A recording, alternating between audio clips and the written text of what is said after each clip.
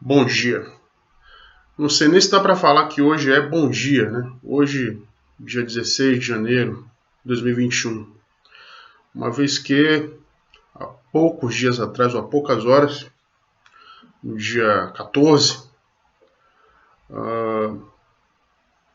lá em Manaus, dia 14 de janeiro, 28 pessoas morreram ao mesmo tempo. Numa madrugada tétrica, uma madrugada macabra, terrível, lúgubre. Morreram sem oxigênio. Esse fato comoveu não só o Brasil, como o mundo. E revela mais uma vez todo o descaso, todo o negacionismo em relação a essa pandemia que já se arrasta há praticamente um ano aqui no Brasil. 28 pessoas morreram numa UTI em que respiradores acabaram se transformando em câmaras mortuárias por falta de planejamento. Não tem outra definição para se estabelecer. Falta de planejamento. E para quem é familiar dessas vítimas, essas pessoas que morreram sufocadas, sem ter ar para respirar, houve muita falta de vergonha na cara. E de quem é a responsabilidade?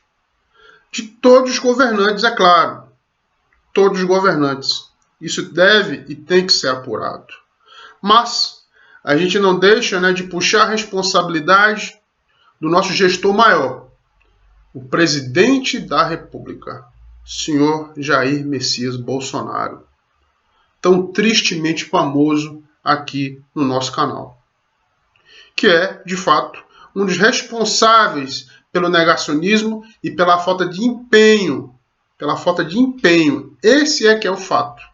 A falta de empenho em, de fato, destinar recursos o mais rápido possíveis para salvar as vidas das pessoas que já estão infectadas e para prevenir a saúde daquelas que podem vir a se infectar.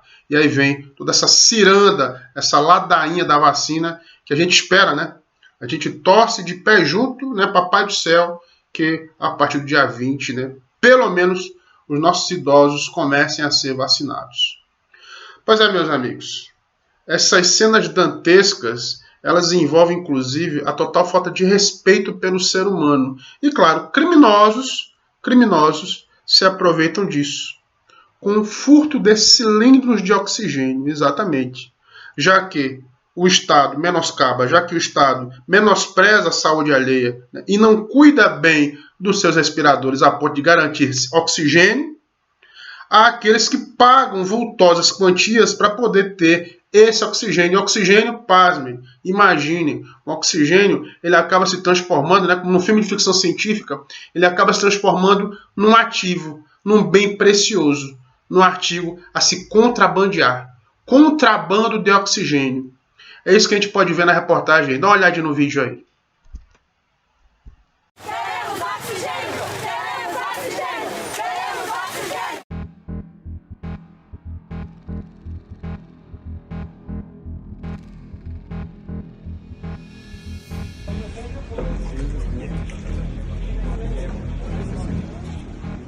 Pode aqui?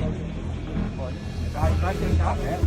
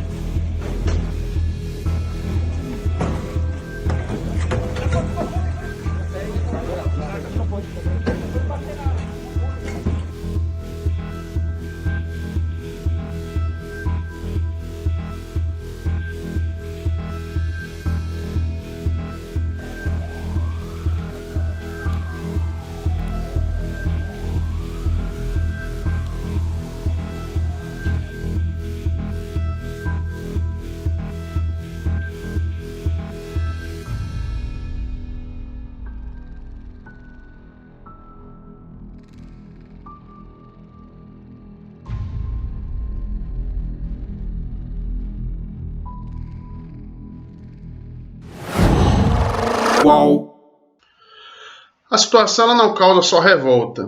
E eu não quero aqui me demonstrar apenas como a voz da revolta, como ativista aqui nesse canal de YouTube. Na verdade, que a tragédia em Manaus, a tragédia no Amazonas, também revela outro sentimento que não só a revolta, mas também a tristeza.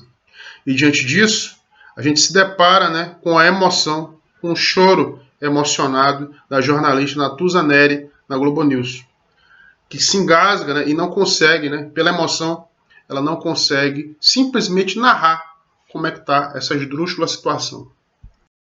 Eu queria me apegar a essa frase, esse trecho da frase do presidente de que, aliás, desculpa, Aline, eu tô tão destruída mesmo, que não dei boa noite. Deixa eu respirar. É duro, Natuza. No táxi, enquanto você se restabelece ali, no táxi, durante a vinda para cá hoje, eu conversei com o Iado por telefone. Ele estava tão doído, tão dolorido, que não conseguiu chorar. E aí, quando entrou no ar hoje aqui com a gente, não suportou, que nem você, porque eu acho que é uma realidade tão brutal, é tão surreal, que parece que é necessário um tempo para a gente entender que isso está acontecendo no país, com pessoas como nós, brasileiros como nós. Então, assim, todo o nosso amor para você e a nossa gratidão pela sua sensibilidade, porque faltou muito isso. Terrível problema lá. Agora, Junto com você, sempre. agora nós fizemos a nossa parte. Com Recursos, certeza, meios, com certeza. Onde as Forças Armadas deslocou para lá um hospital de campanha. Tá certo? O ministro da Saúde esteve lá na segunda-feira, providenciou oxigênio.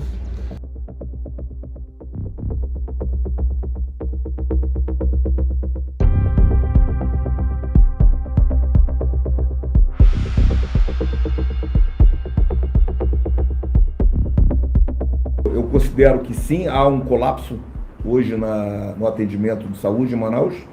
A fila para leitos ela cresce bastante, já estamos hoje com 480 pessoas na fila. E a realidade da diminuição na oferta do oxigênio não é a interrupção, senhores, é a diminuição na oferta de oxigênio. Todo o tratamento da Covid, ele é baseado em algum grau de oferta de oxigênio. Então, há uma redução da oferta e nós estamos priorizando esse... Viram aí? Viram aí? Como se não bastasse, né, vem, né, o presidente da República e tira literalmente o braço dele da seringa, né? Ele que disse que não vai se vacinar, né? Claro, vai tirar o braço da seringa. É o que ele diz? fiz a minha parte. Quer dizer, é muito fácil para ele, né? Muito fácil para ele que pegou Covid, né? Desenvolveu sintomas, mas ficou bom. É muito fácil para ele dizer isso para as famílias das 28 pessoas que morreram, ainda estão continuando morrendo, ainda tem gente morrendo, viu? Ainda tem gente morrendo por falta de oxigênio. E detalhe, ele coloca lá, né, o seu patético ministro da Saúde para tentar resolver um problema que não resolveram, né? E pasme, quem é que parte em primeiro lugar? Não é o governo federal. Quem é que parte em primeiro lugar para prestar socorro ao Amazonas? Para levar oxigênio para Manaus? O governo da Venezuela. Pois é, Nicolás Maduro. O senhor Maduro se solidarizou e, em nota, através de seu ministério, está enviando de avião oxigênio, né, da Venezuela para Manaus. Olha só, né? Pense aí em que ironia, em quão irônica a situação.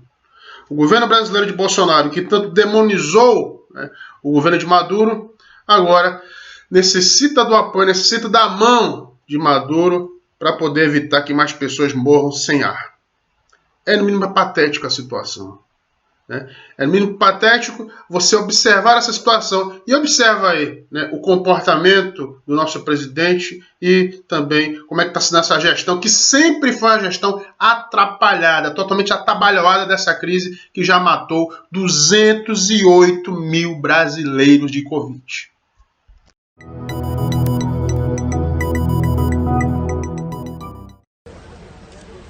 Tudo que eu vi até agora em vacina que poderão ser disponíveis, tem uma cláusula que diz o seguinte: eles não se responsabilizam por qualquer efeito colateral. É o caso da vacina da Pfizer, presidente? Todas elas, tudo que eu vi até agora, todas elas. Olha só, obrigado aí. Presidente, o auxílio vai aumentar, presidente? Presidente, o auxílio vai até março, presidente? Presidente, vai aumentar o auxílio, presidente?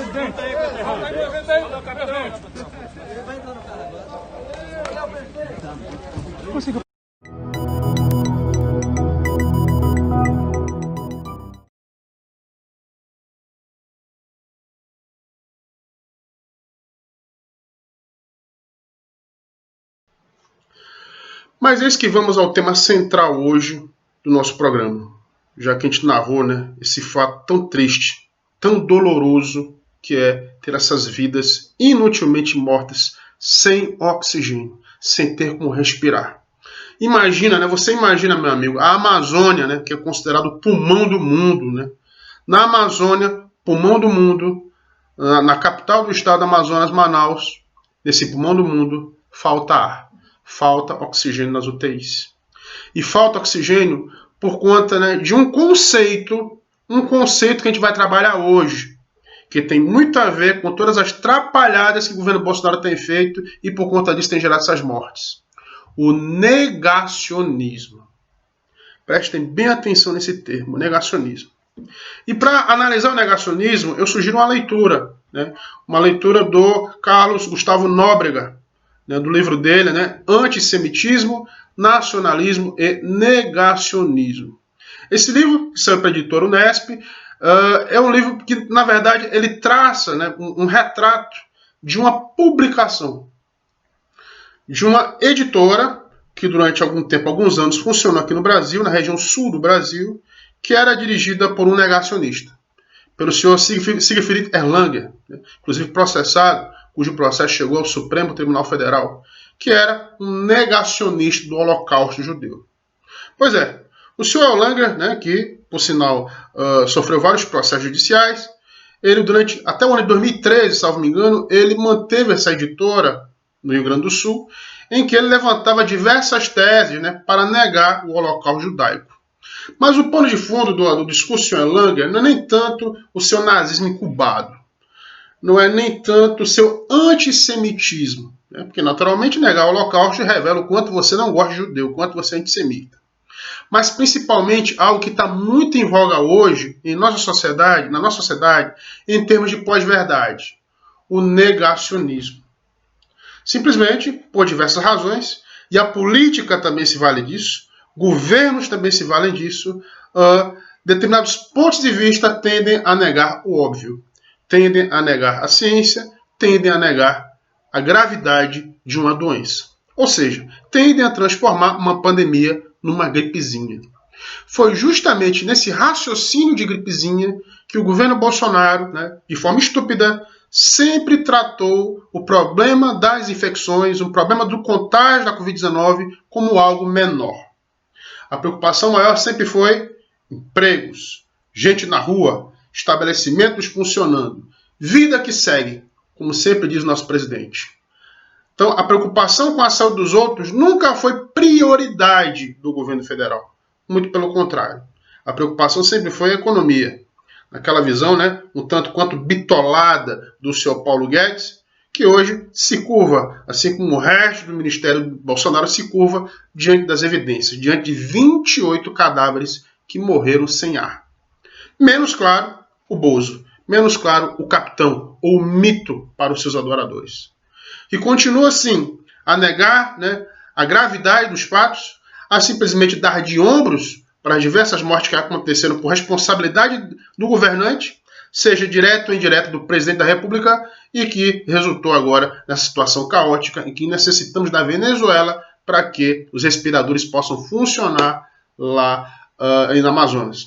Sem contar que outros estados da federação já estão recebendo os doentes, para que essas pessoas não morram com falta de ar. Inclusive o meu estado, o Rio Grande do Norte, deve receber também esses pacientes adoentados em estado grave, que necessitam respirar, necessitam de cilindros de oxigênio, necessitam de respiradores. Agora, enquanto Manaus não respira, enquanto o pulmão do mundo não respira, parece que o ar em Brasília continua ou já está irrespirável. Essa é que é a realidade. A oposição, no Congresso Nacional, já levanta mais uma vez mais um pedido de impeachment do senhor Jair Bolsonaro, uma vez que este se demonstrou totalmente incapaz de presidir o país, de guiar o país na hora mais difícil em que uma pandemia já mata mais de 200 mil cidadãos e que falta ar, falta oxigênio para salvar vidas ou tentar salvar essas tristes vidas que estão com casos graves da doença. O ar se tornou irrespirável. O ar só pede e só dá fôlego para que as pessoas respirem e digam só uma coisa: impeachment. Impeachment já. Em palestra ontem, o ministro Dias Toffoli, do Supremo Tribunal Federal, disse que não houve um momento sequer da história brasileira, desde a proclamação da República, em que a República tivesse paz. Sempre houve golpes, atentados, deposições, renúncias, regimes de exceção. E, com a redemocratização, de 1988 para cá, nos acostumamos, desde Collor, a ter os malfadados impeachment. Pois é, meu amigo e minha amiga, meu camarada e minha camarada, eu não me animo com essas coisas. Eu, particularmente, acho terrível isso. Acho que a nossa democracia ainda não amadureceu. O nosso país ainda se torna uma republiqueta de bananas. Mas, diante de uma realidade em que pessoas estão morrendo por falta de ar, diante de uma realidade em que esse episódio das mortes em Manaus revela mais um episódio terrível, tétrico, da triste história do coronavírus no Brasil e da triste história da gestão do coronavírus feita pelo bolsonarismo no país, eu não vejo outra alternativa qual não seja o caminho legal do impeachment. Alguns vão dizer, para Dilma era golpe, mas para o Bozo agora é impeachment. Meu amigo. Só que, na época da Dilma, você não tinha a evidência do despreparo de governante como você tem hoje. Na época da Dilma, você não tinha vírus. Na época da Dilma, você não tinha negacionismo. E na época da Dilma, você não tinha mortos. Essa é que é a grande bronca do governo Bolsonaro. O cemitério que ele está carregando junto consigo, o cemitério carregado com a faixa presidencial até 2022, se é que o Jair vai continuar até 2022. Como diria a triste frase proferida pelo George Floyd, sufocado por seus algozes nos Estados Unidos ano passado: I can't breathe. Hoje, Manaus também pode dizer a mesma coisa. I can't breathe. Eu não consigo, eu não posso respirar. Eu não posso respirar diante de um governo tão triste como o governo Bolsonaro. Pois bem, meus amigos, esse é o nosso programa de hoje. Perdoem, então, o tom tão tétrico ou lúgubre que adotamos hoje, mas não houve jeito. A semana foi muito triste. Abrimos 2021 de uma forma extremamente triste. Mas a esperança sempre vem. Como diz uma velha piada, a esperança é a última que morre, mas a primeira que entra em coma. Esperemos que essa esperança comatosa, pelo menos, tenha cilindro de oxigênio. Tá bom? Para quem não conhece o canal ainda, peço que se inscreva, né? Acione o sininho para ser notificado de novas edições do nosso programa. Dê o seu like se gostou e, por favor, ajude a compartilhar a mídia progressista e ativista no Brasil. Tenham todos um ótimo final de semana, apesar da pandemia. Valeu!